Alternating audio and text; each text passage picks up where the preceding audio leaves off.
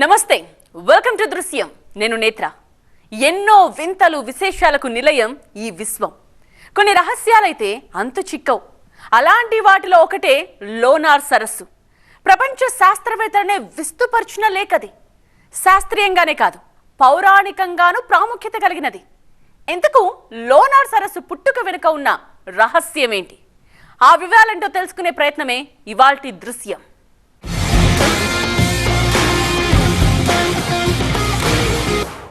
సాధారణంగా సముద్రపు నీళ్లు ఉప్పగా ఉంటాయి కానీ సరస్సు నీళ్లు ఉప్పగా ఉండటం అంటే కాస్త విస్తుపోవాల్సిన విషయమే కదా అంతేకాదు రంగులు మారుతోందంటే అద్భుతం కదూ ఇంకా అనేక మిస్టరీలను తన బిలంలో దాచుకున్న ఆ సరస్సు లోగుట్టును ప్రపంచానికి చూపే ప్రయత్నమే ఇది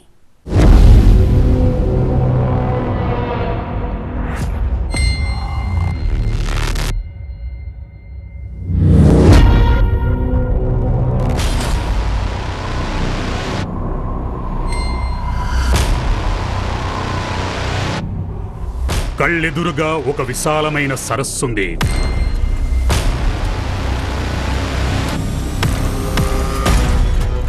కాని దీని లోతుల్లో ఏదో ఉందని వెతుకుతున్నాం.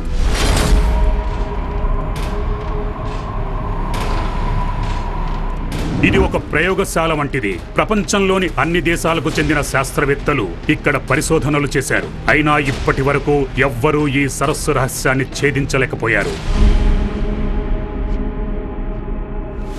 इस वक्त जो आप देख रहे हैं दरअसल विज्ञान की भाषा में इसे क्रेटर कहा जाता है। क्रेटर यानी कि गड्ढा, जिसे विज्ञान 1972 तक मानता था कि ज्वालामुखी विस्फोट के बाद बना क्रेटर है। 1972 के बाद इसकी परिभाषा विज्ञान ने बदल दी और ये कहने लगा कि एक उल्का पिंड के यहाँ टकराने की वजह से ये बड़ा गड्ढा बना जिसमें आज एक पानी है जो लोगों की खोज का विषय बना हुआ है।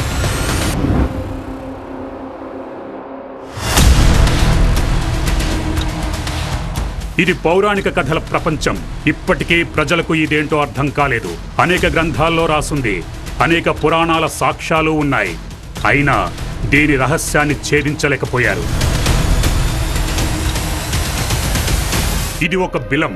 ఇక్కడ పౌరాణిక విశ్వాసాలకు శాస్త్రీయతల మధ్య వేల ఏళ్లుగా యుద్ధం కొనసాగుతోంది. మీరు అడగొచ్చు, ఇంతకీ ఈ సరస్సులో ఏముందని? చూడ్డానికి సాధారణంగా కనిపిస్తుందని.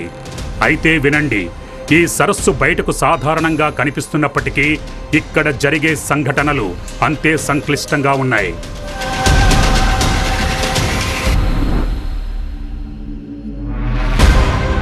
ఇది ఒక సరస్సు. అన్ని వైపులా ఎత్తైన ప్రాంతం ఉంది. అయినప్పటికీ ఇందులోని నీరు సముద్రపు నీరులా ఉప్పుగా ఉంటుంది. अब आप खुद मिलाकर देख सकते हैं कि जो pH है वो 10 से 12 के बीच आपको नज़र आ रहा है। यानी ये जो रंग है ये 10 से 12 के बीच है, जो बताता है कि ये पानी अल्कलाइन है, क्षारीय है और खारा भी है।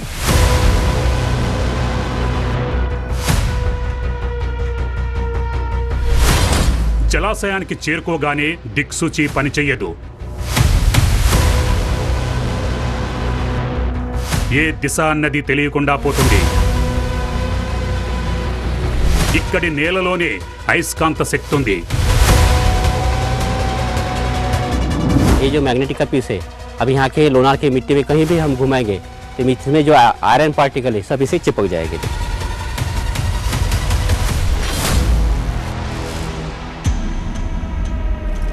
ఇందులోని నీళ్లు వాటంతట అవే రంగు మారుతుంటాయి. ఒకసారి ఆకుపచ్చగా, మరోసారి గులాబీ రంగులో కనిపిస్తాయి.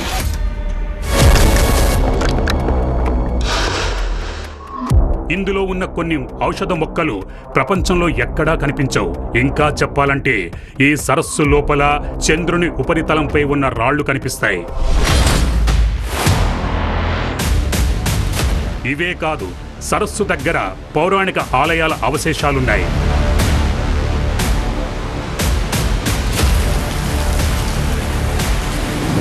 దైత్య గురువు శుక్రాచార్యుని వేదశాల ఉంది.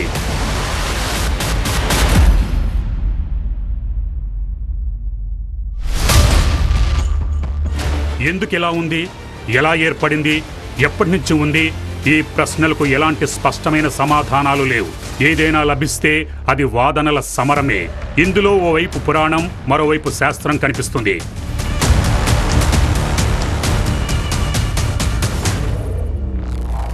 जो म्यूटेंट हिट हुआ, ये सब ब्लास्ट हुआ, उसमें पूरा डस्ट मिट्टी बन गए और उसका जो डस्ट मिट्टी आजू बाजू के एरिया में नेचर फैल गया. नेचर जब रेनी वाटर रहता है तो रेनी वाटर के साथ में जो मिनरल्स है वो हज़ारों साल के नीचे लेक में नीचे बह के आ गए, इसलिए पूरा पानी अल्कलाइन बन गया. लवनासुर ये नष्ट नहीं हो रहा था, तो उसको जब नष्ट किया गया तो उसके जो बचा हुआ है, उसका जो मांस है, उसके जो ब्लड है, वो सब इसी एरिया में फेंका गया है. तो जो ब्लड है उसकी वजह से ही ये जो गुणधर्मों वाला है औषधि युक्त पानी यहाँ पर क्रिएट हुआ. ఇవాళ ప్రతి వాదనను పరీక్షిస్తాం, ప్రతి శాస్త్రీయ వాదాన్ని పరిశీలిస్తాం, ప్రతి పౌరాణిక కథ సాక్ష్యాన్ని వెతుకుతాం. ఆ తర్వాత ఏం నిర్ణయించాలో చూద్దాం.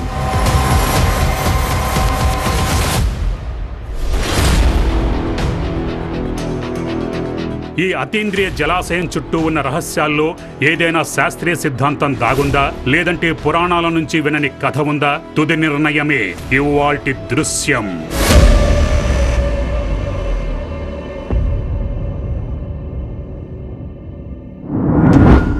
ఈ లోనార్ సరస్సు మహారాష్ట్రలోని బుల్దానాలో ఉంది.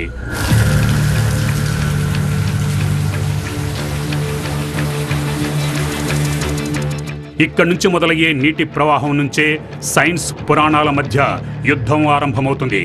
ఇదే ఆ గోముఖం.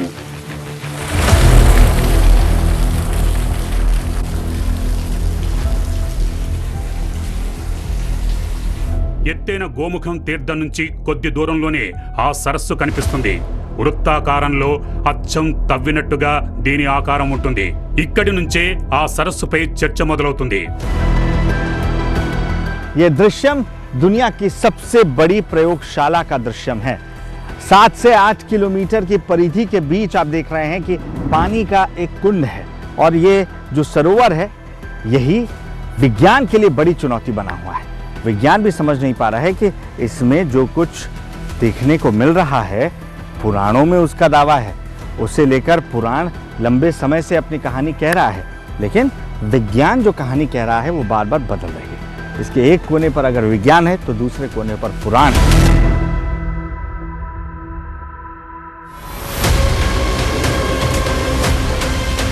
సైన్స్ ప్రకారం ఈ సరస్సు పుట్టుక అసాధారణ ఖగోళ సంఘటన 5,70,000 సంవత్సరాల క్రితం జరిగింది. 5,70,000 पहले जब देखेंगे हम, जो लोनार का जो एरिया था ये पूरा ग्राउंड एरिया था. भाई उस टाइम में जंगल वगैरह कुछ होगा, तो उस टाइम एक 60 मीटर लंबा और 2 मिलियन टन वेट वाला पर यहाँ पर मीटर गिरा.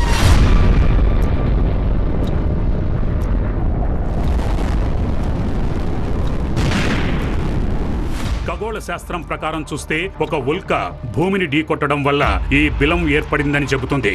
జలాశయం పుట్టుకతో సంబంధం ఉన్న పౌరాణిక నమ్మకం మాత్రం భిన్నంగా ఉంది.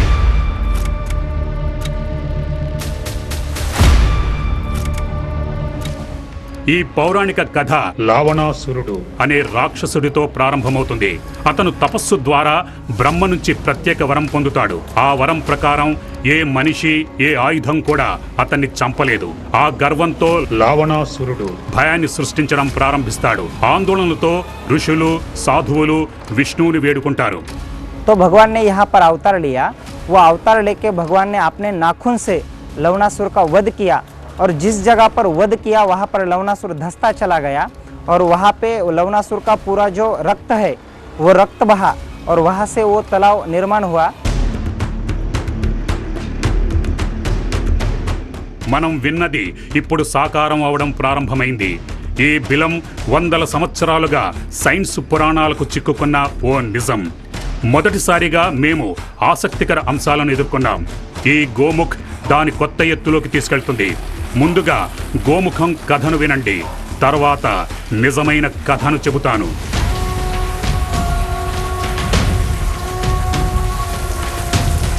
लोनार सरोवर की ओर जाते वक्त सबसे पहला पड़ाव, जिसे सबसे पुण्य तीर्थ के रूप में जाना जाता है, वो ये जलधारा है, जिसे लोग गौमुख धाम कहते हैं. विज्ञान का कहना यह है कि ये स्थान इसलिए महत्वपूर्ण हो जाता है क्योंकि ये पहला स्थान है जहाँ पर उल्का पिंड टकराकर आगे की ओर बढ़ता चला गया और पीछे की ओर मिट्टी का ढेर इकट्ठा हुआ. जिसमें दबाव की वजह से भूमिगत जल ऊपर की ओर आकर बहने लगा। तब से लेकर अब तक ये धारा इसी तरीके से बह रही है। ప్రజల వాదన ప్రకారం వేల సంవత్సరాలుగా గోముఖం నుంచి నీరు ఇలా నిరంతరం ప్రవహిస్తూనే ఉంది. మహారాష్ట్రలోని బుల్దానాలో అనేక సార్లు కరువు సంభవించింది. గోముఖం నుంచి నీటి ప్రవాహం తగ్గింది, కానీ బంద్ మాత్రం కాలేదు. శాస్త్రవేత్తలు పదే పదే ప్రయత్నించినప్పటికీ ఇది ఎలా జరుగుతుందన్నది రహస్యంగానే మిగిలిపోయింది. ఇంతకు ఈ గోముఖం రహస్యంగా ఎందుకు మిగిలిపోయింది? వేల సంవత్సరాల క్రితం ఉల్క ఇక్కడే మొదట ఢీకొందన్నది నిపుణుల మాట. ఈ తాకిడితోనే నీటి వనరు వచ్చిందంటారు. అదే నేటికి ప్రవహిస్తూ ఉందంటారు. కానీ ప్రశ్న ఏంటంటే, ఇంతకు ఈ నీరు ఎక్కడి నుంచి వస్తుంది? కొందరి అభిప్రాయం ప్రకారం పురాణాల్లోనే సమాధానం ఉందంటారు.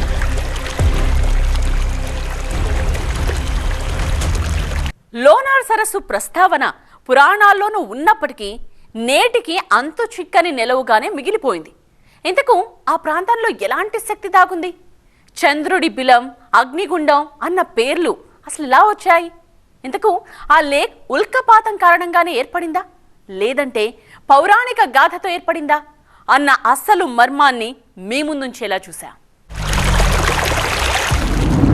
పురాణాల ప్రకారం లావణాసురుడు అనే రాక్షసుండి విష్ణువు తన బొటనవేలుతో నొక్కి చంపుతాడు. ఆ సమయంలో విష్ణువు బొటనవేలు నుంచి రక్తం వస్తుంది. అప్పుడు బ్రహ్మ ఆదేశాల మేరకు గంగాదేవి విష్ణువు పాదాలను కడుగుతుంది. ఆ కడిగిన నీటితోనే గోముఖం ఏర్పడిందంటారు. అలా గంగానది ఈ ప్రదేశంలోనే నిలిచిపోయిందని నమ్ముతారు. గోముఖం నుంచి వచ్చే తీయటి నీళ్లు కింద ఉన్న ఉప్పు నీటి సరస్సులో కలుస్తాయి.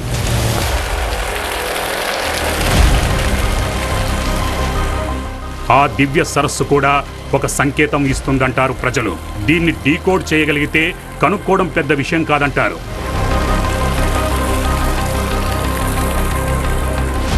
చూద్దాం ఆ సంకేతం ఏంటి, దాన్ని అర్థం చేసుకోగలమా లేదా చూద్దాం.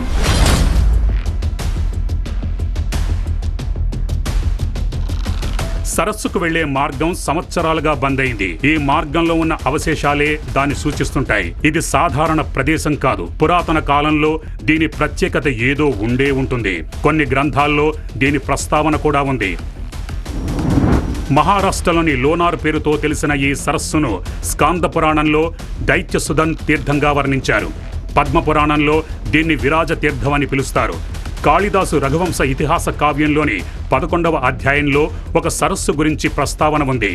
లంకను జయించిన తర్వాత అయోధ్యకు తిరిగి వెళ్లేటప్పుడు శ్రీరాముడు ఒక సరస్సును చూపిస్తూ సీతాదేవికి దాని ప్రాముఖ్యతను గురించి చెబుతాడు. కొందరు పరిశోధకుల అభిప్రాయం ప్రకారం ఆ సరస్సు మరేదో కాదు, లోనార్ సరస్సే అంటారు. కొందరు ఈ ప్రదేశాన్ని శ్రీరాముని వనవాసంతో జతకడతారు. కానీ నేటికి అది ధృవీకరించలేదు. ఒక విషయం మాత్రం నిస్సందేహంగా చెప్పొచ్చు. 1000 సంవత్సరాల క్రితం ఈ ప్రదేశంలో తీర్థయాత్రలు చేసినట్టుగా గ్రంథాల్లో రాసింది. ఆ యాత్రనే తారా తీర్థం అని పిలిచేవారు.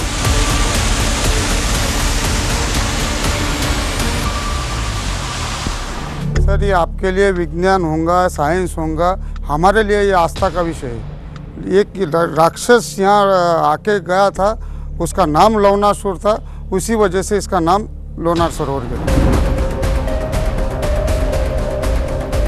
ఇక్కడి కథ ఒక రాక్షసుణ్ణి చంపిన దాంతో ముడిపడింది. అదే ప్రదేశంలో వేదశాల ఉండటం సరస్సు పౌరాణిక కోణాన్ని బలపరుస్తోంది. 5 లక్షల సంవత్సరాల క్రితం ఉల్క ఢీకొన్న ప్రదేశంలో ఒక వేదశాల ఉండటం ఖగోళ శాస్త్ర పౌరాణిక ప్రాధాన్యతను సూచిస్తోంది. వాటి అవశేషాలు నేటికి చెల్లా చెదురుగా పడి ఉన్నాయి. చాలా ఆలయాలు 12వ శతాబ్దంలో నిర్మించబడ్డాయి. చాళుక్య రాజవంశం వీటిని నిర్మించింది. కొన్నిటిని పునరుద్ధరించారు. అంటే 100 సంవత్సరాల క్రితం ఈ ప్రదేశం ధార్మిక ప్రాముఖ్యతను కలిగి ఉంది.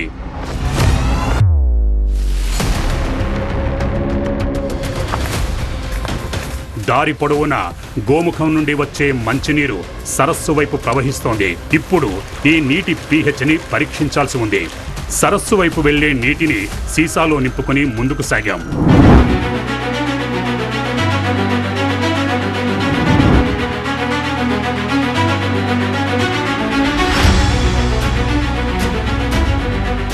సరస్సుకు చేరుకున్నప్పుడు దీని ప్రత్యేకత ఏంటన్నది అర్థం కాలేదు. మిగతా సరస్సుల మాదిరిగానే ఉంది.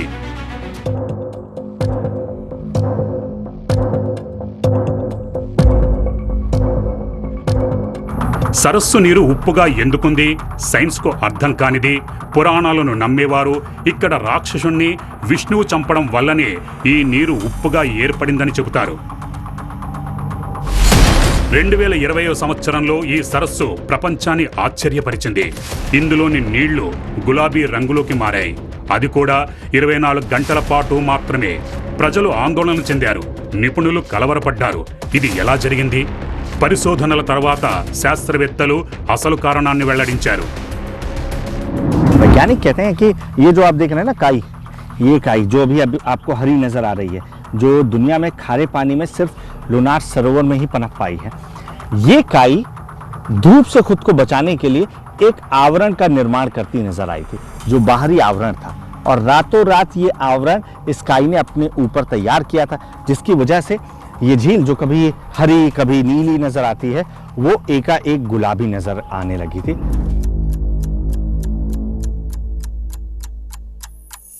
ఈ వివాదం ఎప్పుడో ఒకప్పుడు ముగుస్తుంది. ఏదో ఒక రోజు ఈ సరస్సు అసలు కథ బయటపడుతుంది.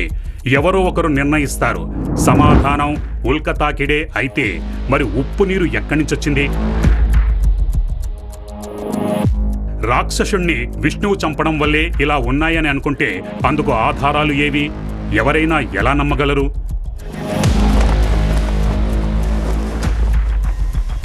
ఇప్పుడు ఏం జరుగుతుందో జాగ్రత్తగా చూడండి. పౌరాణిక నమ్మకం ప్రకారం ఈ నీటిలో దైవిక శక్తులు ఇప్పటికీ సజీవంగా ఉన్నాయి. దానికి అతిపెద్ద సాక్ష్యం నీరే. ఇక్కడి నీటిలో పసుపు కలపగానే ఆ నీరు ఎరుపు రంగులోకి మారుతుంది. ఎందుకంటే ఈ కాలంలో పసుపును విష్ణువు చిహ్నంగా భావిస్తారు. ఒక గ్లాసులో గోముఖం నీరు పోసాం.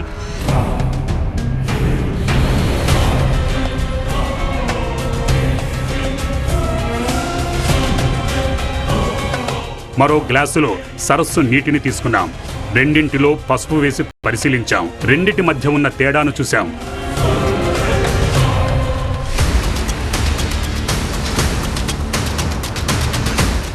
సరస్సు నీటిలో పసుపు వేయగానే మొత్తం నీరు ఎర్రగా మారింది.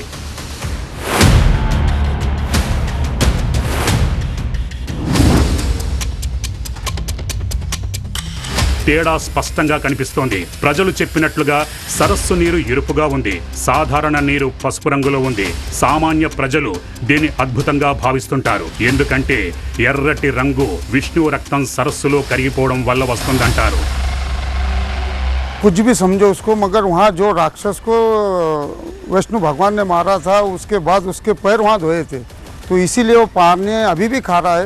पूरे गांव का पानी उसमें मीठा जाता, गोमुख का पानी मीठा जाता है, फिर भी वो जो लेक का पानी वो खारा है. इसका मतलब ये आप उसमें हल्दी भी डालो तो वो लाल हो जाएगा. यही एक आस्था है, यही एक चमत्कार है.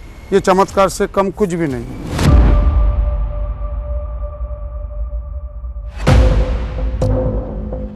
దీనికి సమాధానం సైన్సే చెబుతుంది. పసుపులో కర్కుమీన్ ఉంటుంది. నీటి pH స్థాయిని నిర్ణయించే సహజ మూలకం. ఉప్పు నీరు అధిక pH స్థాయి కలిగి ఉంటుంది. కాబట్టి పసుపును ఉప్పు నీటిలో కలిపినప్పుడు నీరు ఎర్రగా మారుతుంది. हम इसमें नींबू डालकर देखेंगे. अगर ये क्षारीय है तो ये सामान्य हो जाएगा. जो रंग है पहले आप सामान्य पानी में डालकर देखिए. नींबू की कुछ बूंदे, इसमें कुछ नहीं होता है. ये बिल्कुल जिस रंग में है उसी रंग में रह जाता है. नहीं, कोई रंग नहीं बदल रहा है. और ये लुनार सरोवर के पानी में जिसमें हमने हल्दी घोली है, हल्दी घोलने के बाद जिसका रंग लाल हो गया था, उसमें जैसे ही नींबू की बूंदें डाली, देखिए वो अपने रंग पे लौट आया. यानी हल्दी का जो रंग होता है, वाकई ये कमाल की चीज़ है.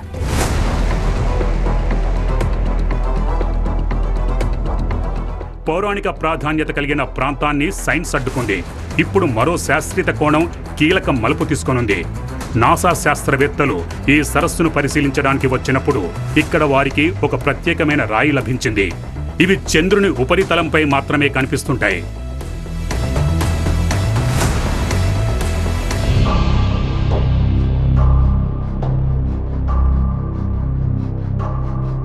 చంద్రుడిపై ఎలాంటి వాతావరణం ఉండదు. ఉల్కల తాకిడి అనేది సర్వసాధారణం. అందుకే చంద్రుడి ఉపరితలంపై లెక్కలేనన్ని బీలాలతో నిండి ఉంటాయి. అమెరికాకు చెందిన నీల్ ఆర్మ్స్ట్రాంగ్ జూలై 24, 1969న చంద్రుని నుండి భూమికి తిరిగొచ్చినప్పుడు తన వెంట కొన్ని రాళ్లను తీసుకొచ్చాడు. వాటిలో ఒకటి టిక్లైన్ రాయి కూడా ఉంది. అలాంటి దాన్నే శాస్త్రవేత్తలు లోనార్ సరస్సులో కనుగొన్నారు.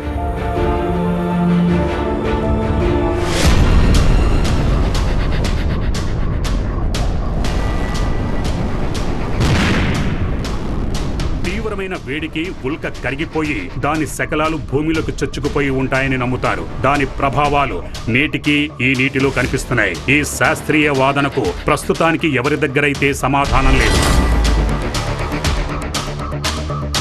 అంటే ఇక్కడ పౌరాణిక వాదన ఓడిపోలేదు.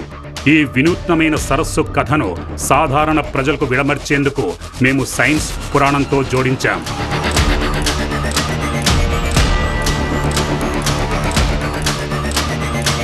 వాస్తవానికి కొన్ని సందర్భాల్లో సైన్స్ పురాణం ఒకదానితో ఒకటి ముడిపడి ఉంటాయి. దైవకోణం ఆవిష్కరణ పురాతన భారతీయ సిద్ధాంతాలపై ఆధారపడింది. అందువల్లే చాలామంది సైన్స్ పురాణం కలిసే లోనార్ సరస్సు రహస్యాన్ని ఆవిష్కరించగలదని ఆశిస్తున్నారు.